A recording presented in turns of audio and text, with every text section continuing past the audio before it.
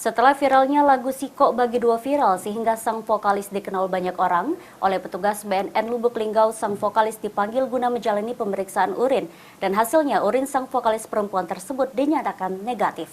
Siko bagi dua, siko bagi dua, siko bagi dua, tidak naik juga tekan sama-sama siko bagi dua, tidak naik juga tekan kau kalau siko bagi dua, tidak naik juga tekan sama-sama siko bagi dua.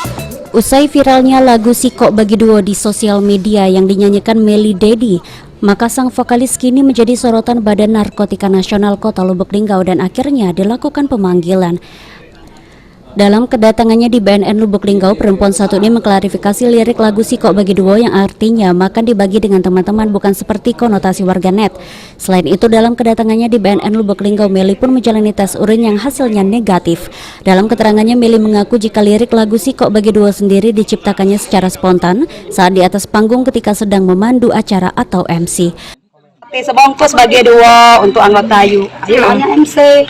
Itu cuman merangkai-rangkai baik, tidak tahu artinya yang sebenarnya. Kalau asumsi mereka yang negatif, berarti mereka lebih paham. Kalau saya no comment.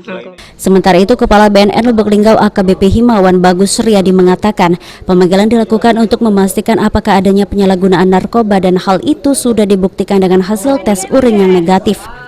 Jadi yang menjadi tugas kami adalah untuk mendalami apakah terjadi atau adanya penyalahgunaan narkoba.